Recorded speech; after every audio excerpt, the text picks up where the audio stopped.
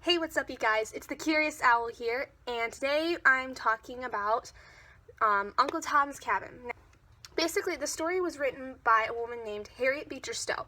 Now, this book is a little bit older. It's a book that was it was written and placed during, I believe, the pre-Civil War era. Actually, was known to have been read by President Abraham Lincoln himself, and had supposedly even told Miss Stowe that it could have been the catalyst to the actual Civil War because of its topics, of its themes, and everything that was involved in it. So to go on basically the story, it's divided up between different sets of characters. There's several secondary characters that are involved in it that they go a lot into as far as what happens to them, but the majority of the story follows this character named Uncle Tom.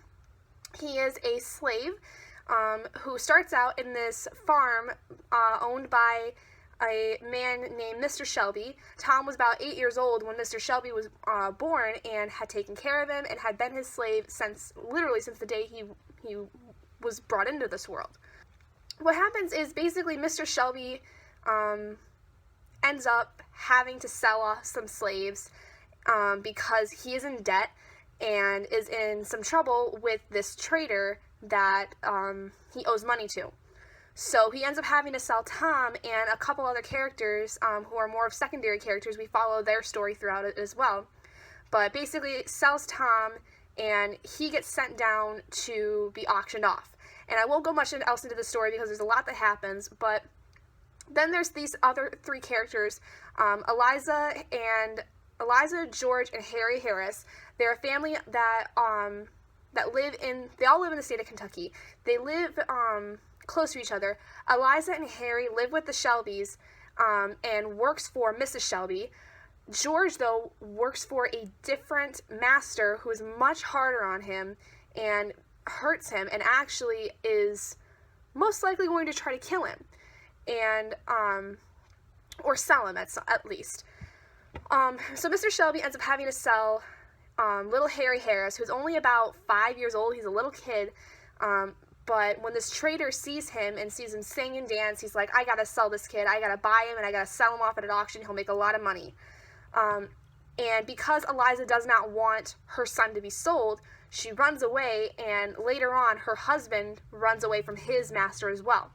And so there's a lot of story where they go their trials and tribulations as they try to find each other and try to escape to Canada, where they will be free. About this story, it's just following the characters of Uncle Tom and Eliza, George, and Harry at different points, more so focusing on Tom and his trials and tribulations, how he gets to the auction, what happens after the auction, and when he gets to be with a new master, what happens there.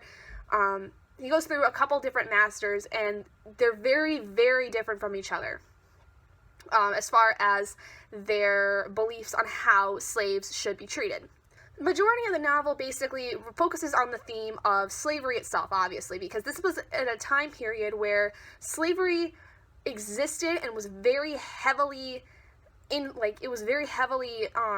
surrounded in the southern region. For those of you that have taken history classes, you know that the South was trying to secede from the North because they had several different viewpoints on things, and one of the big problems, one of the things that was the biggest that contributed to the Civil War was the fact of slavery. The North didn't believe that these people should be slaves. They didn't feel like they should be under any kind of master, whereas people in the South who had cotton plantations, they were saying, yes, we need them, and we're going to treat them how we want. Some of not all slave owners in the South, though, were rude to their slaves. There were some, like the Shelbys, who were very kind to their slaves. They took care of them, they respected them, but they still treated them as slaves. They still thought of them as hired help, basically, or their property. People in the North really didn't believe that. There's one character, though, that plays into the story where she doesn't like the fact that there is slavery, but is still very prejudiced towards them. And that was a problem that I think a lot of people in the North had, was they didn't really think that slavery was good, but they didn't necessarily think that African Americans were very intelligent. They didn't have a lot of opportunities in the North to be able to become educated, so they found them to be very dull, very stupid, I guess. But if you were to educate them, they would be able to learn, but it would take a lot of work. Another giant theme that is in this story that I found was a big push on Christianity. Many of the slaves in this time period, they basically had to cling to their religion of Christianity, because it was all they had sometimes. Their families would be sold to different parts of the country. They would probably never see them again. They would most likely, if they were a part of a group that was being treated by a very iron-fisted master, it was more than likely that they would be beat, and so they had to rely on their faith in God and just pray that they would end up one day being rewarded in heaven for their trials here on earth. And Uncle Tom in the story is very, very religious. He has a very big belief in God, and he prays to him throughout much of the story, believes that there's going to be some good ending to this no matter what.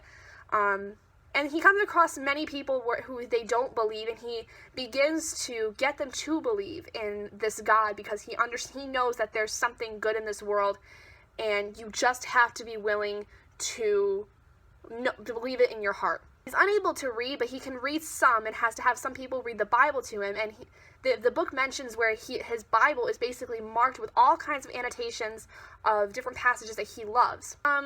My standpoint of it, I think it's a great book. It's very old, so those of you who are casual readers and don't read often, I would suggest to not read this book, because it's very hard to delve into the language of it. It's not that different than how I think it would have been if it was written about 50 years ago. It wouldn't be that bad of a jump, but there's still some things in it that you won't understand because it's written in a different time period.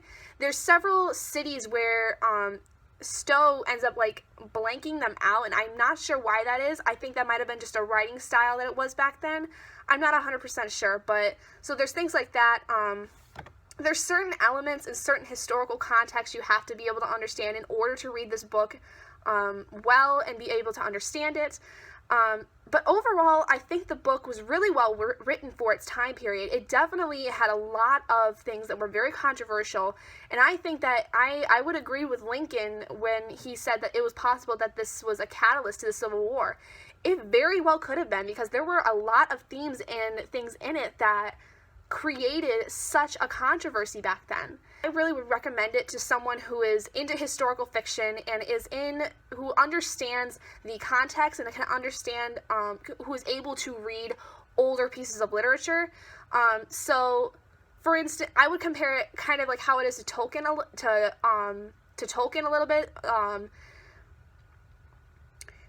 You have to be very careful on how you read it. It took me actually a very long time to be able to read just 50 pages a night, because I was having to slowly read the pages to make sure I understood what was being said, because it's so much older. That's about all I really have to say about Uncle Tom's Cabin. I really think it's a great book. It's definitely something that I liked a lot more than I thought I would. I'm really happy that I was able to get a copy of it, thanks to my boyfriend who had it. So, yeah, I would definitely recommend picking it up at some point if you would like. And as far as for my next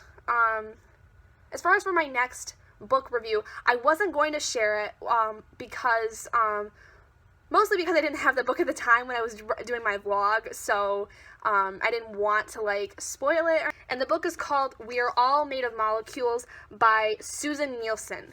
I know a little bit about this book, but I'm not going to share it right now, but if you read it, please let me know in the comments what you thought about it. I'm very excited. I'm very interested to see how this will look.